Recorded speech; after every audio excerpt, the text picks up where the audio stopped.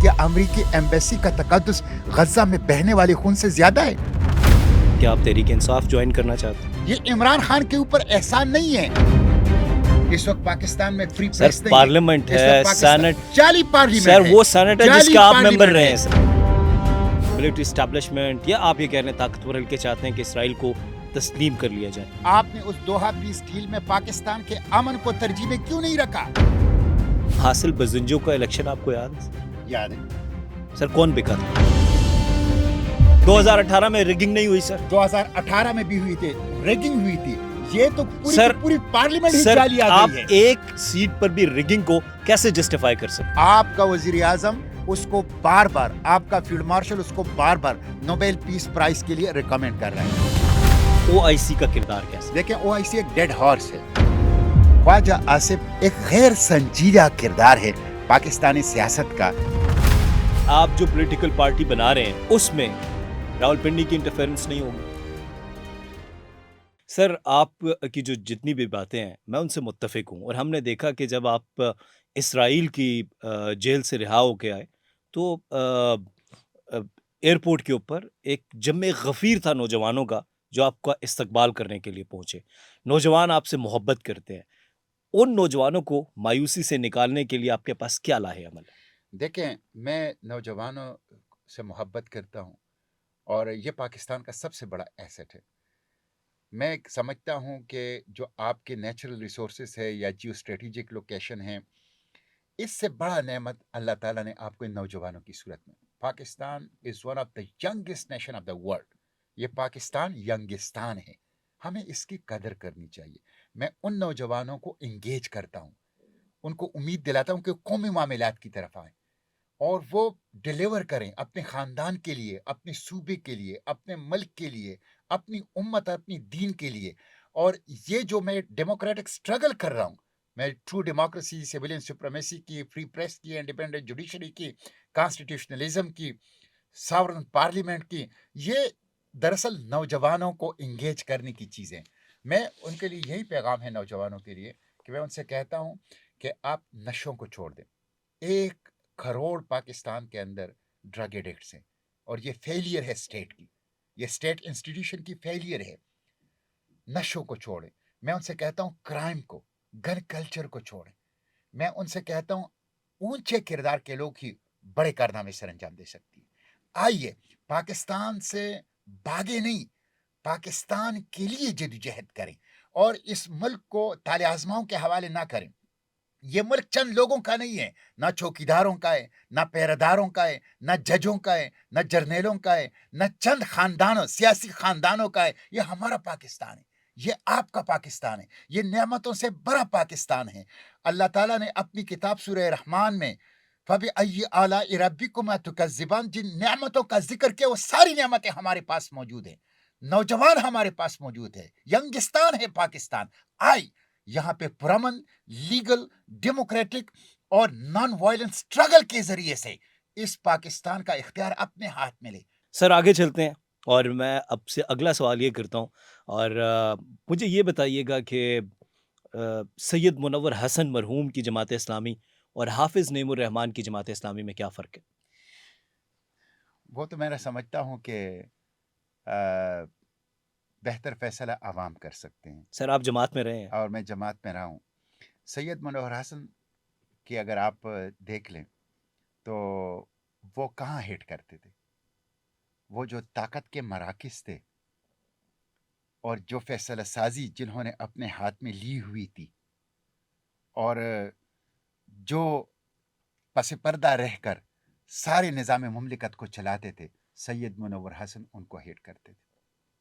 सैयद मुनव्वर हसन उनके खिलाफ बात करते थे।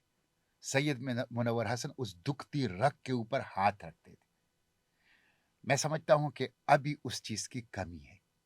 क्या हम देख नहीं रहे कि 26वीं आईनी तरमीम में क्या हुआ, 27वीं आईनी तरमीम में क्या हुआ?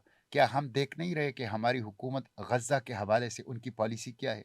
इकबाल की पॉलिसी तो ये नहीं है, कायद की पॉलिसी तो नहीं है, लियाकत अली खान की तो पॉलिसी तो नहीं है। आपने एक बात कही कि सैयद मुनव्वर हसन जो हैं वो ताकतवर जो हलके हैं ان کے اوپر بات کرتے تھے، جی تو کیا انہی طاقتور حلقوں نے جماعت اسلامی میں پینیٹریشن کر کے سید منور حسن کو نکلوایا یا ان کو امارت سے ہٹایا؟ دیکھیں، میں اس حوالے سے کچھ اس لیے نہیں کہہ سکتا کہ میرے ساتھ ثبوت نہیں ہے، میرے پاس لیکن آپ پروفس کیا نہیں ہے، سمجھتے کیا ہیں آپ؟ لیکن میں سمجھتا ہوں کہ جو طاقتور حلقے آپ کہہ رہے ہیں یہ اس وقت پرسیپشن مینجمنٹ کرتے ہیں، اور یہ اپنے ناپسندیدہ لوگوں کے حوالے سے بھی پرسیپشن مینجمنٹ کرتے ہیں، اور جو ان کے مقابلے میں لوگوں کو لاتے ہیں ان کے پسندیدہ جو ہوتے ہیں ان کے بارے میں پرسیپشن مینجمنٹ کرتے ہیں۔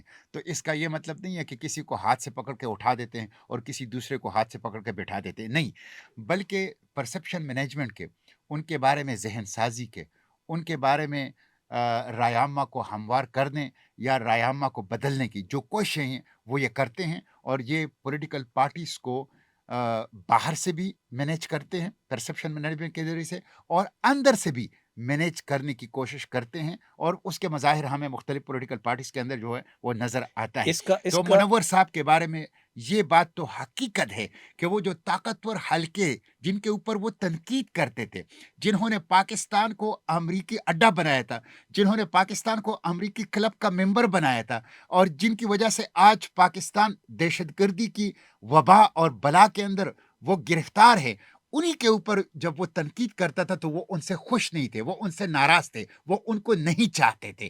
تو ظاہر ہے انہوں نے پرسیپشن مینجمنٹ تو ان کے بارے میں کرنی تھی، اور وہ کنونشنل میڈیا میں بھی کرتے ہیں، سوشل میڈیا میں بھی کرتے ود ہیں، ان دا پارٹی بھی کرتے اور ہیں مختلف سیاسی جماعتوں کے اندر سر، بھی، ود ان دا جماعت ود ان دیکھیں آپ کی جو طاقتور حلقے ہیں اب وہ with in the party political parties کو مینیج کرتے ہیں، with in the party political parties کو مینیج کرتے ہیں۔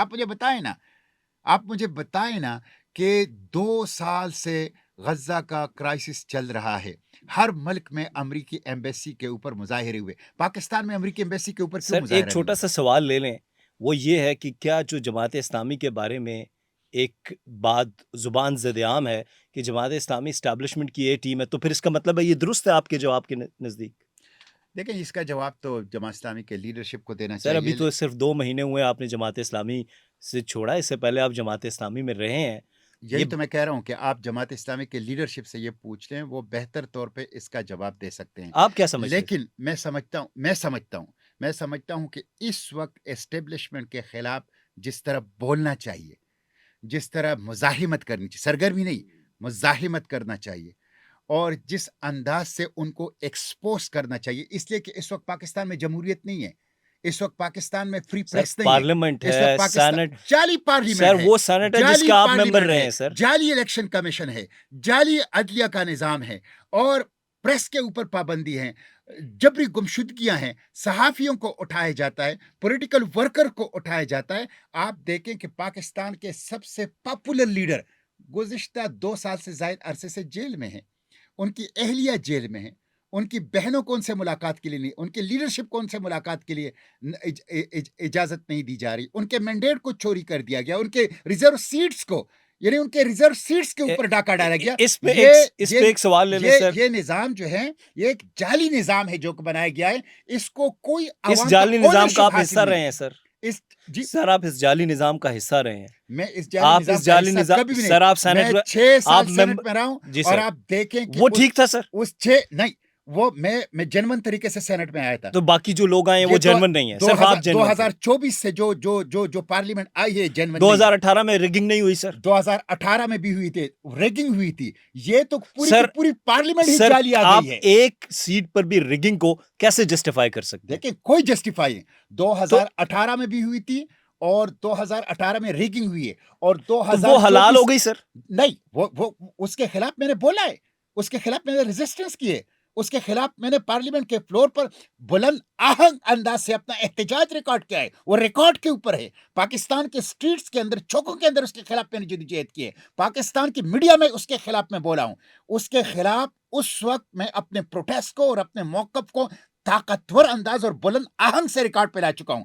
اس وقت 2018 ایشو نہیں ہے، اس وقت 2024 ہے۔ 2018 میں RTS بٹھا دیا گیا تھا، غلط تھا، اس کے خلاف ہم نے پروٹیسٹ کیا، اس کے خلاف ہم نے احتجاج کیا، اس کے خلاف ہم پارلیمنٹ میں ڈٹے رہے اور کڑے رہے، لیکن 2024 میں تو پورا کا پورا پارلیمنٹ ہی جعلی لایا گیا۔ سر آگے چلتے ہیں، میرا خیال ہے کہ بہت سے ایشوز اور بھی ڈسکس کرنے ہیں۔ آپ کا یہ جواب آ گیا کہ جس پارلیمنٹ میں آپ تھے وہ تھوڑی سی کرپٹ زیادہ تھی، اس میں تھوڑی سی دھاندلی ہوئی تھی، اب جو پارلیمنٹ ہے اس میں زیادہ دھاندلی ہوئی ہے، آپ یہی کہنا چاہ رہے ہیں سر؟ بالکل، ٹھیک ہے، اس وقت بھی میں تھا میں اور اس وقت آگے بھی۔ آگے چلتے ہیں سر۔ سر کچھ سوشل میڈیا پہ خبریں آ رہی ہیں کہ ہماری جو موجودہ حکومت ہے وہ اور ملٹری اسٹیبلشمنٹ، یا آپ یہ کہہ رہے ہیں طاقتور حلقے چاہتے ہیں کہ اسرائیل کو تسلیم کر لیا جائے، آپ کیا کہنا چاہیں؟ دیکھیں یہ لوگ تو ہر وقت اس کوشش میں ہیں کہ اسرائیل کو تسلیم کر لیا جائے، اور یہ امریکہ کو اور اسرائیل کو مستقل اسی طرح کا میسج دینے کی کوشش کرتے ہیں۔ مثلا ٹرمپ کو، جس کو خود اپنے عوام بھی نہیں مانتے، 2 دفعہ نوبیل پیس پرائز کے لیے ریکمینڈ کرنا، سر حالانکہ سب سر کو پتہ وہاں ہے۔ کی ڈیموکریسی بھی جعلی ہے؟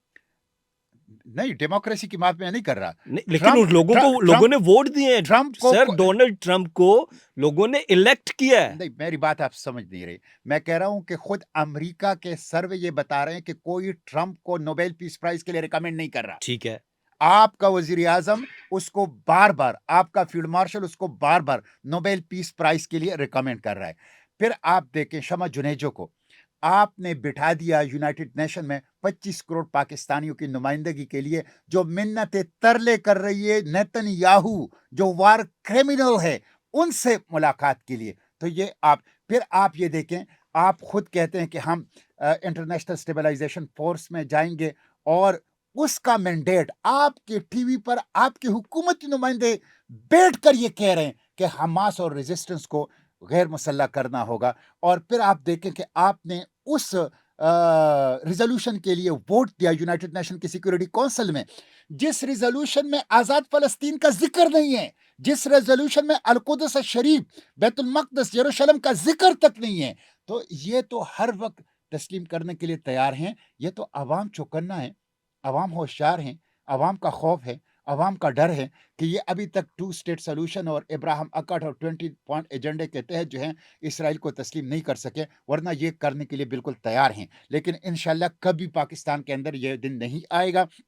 پاکستان کے عوام کے وجود میں اقصی غزہ اور فلسطین کی محبت خون کی طرح گردش کرتی ہے۔ پاکستان وجود ہے، بدن ہے، جسم ہے، فلسطین اس کی روح ہے۔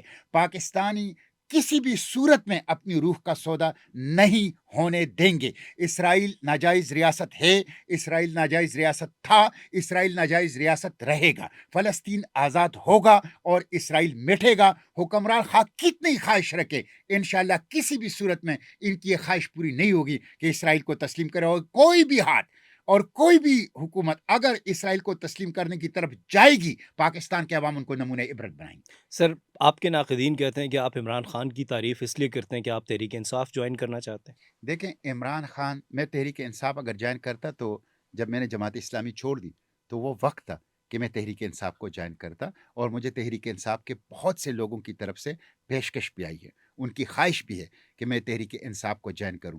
لیکن میں تحریک انصاف کو جوائن کرنے کے لیے عمران خان کی تعریف نہیں کر رہا۔ عمران خان ضمیر کا قیدی ہے۔ عمران خان کا آپ دیکھیں، ایک ایسا بندہ کہ جس کی پارٹی کے اوپر پابندی لگائی گئی، ایک ایسا بندہ جس کے پارٹی سے نشان چینا گیا، ایک ایسا بندہ کہ جن کا 2/3 مینڈیٹ پاکستان کا بچہ جانتا ہے کہ 2024 کے الیکشن میں عمران خان 2/3 مینڈیٹ حاصل کر چکا ہے۔ آپ نے مینڈیٹ چھینا، آپ نے ان کے ریزرو سیٹ چھینے، آپ نے اس کو جیل میں بند کر دیا، آپ نے اس کی اہلیہ کو جیل میں بند کر دیا، آپ نے ان کے کارکنوں کو قتل کر دیا، آپ نے ان کی لیڈرشپ کو جیل میں بند کر دیا۔ تو وہ اس وقت جمہوریت کی جنگ لڑ رہا ہے، مینڈیٹ کی جنگ لڑ رہا ہے، عوام کی حق حکمرانی کی جنگ لڑ رہا ہے۔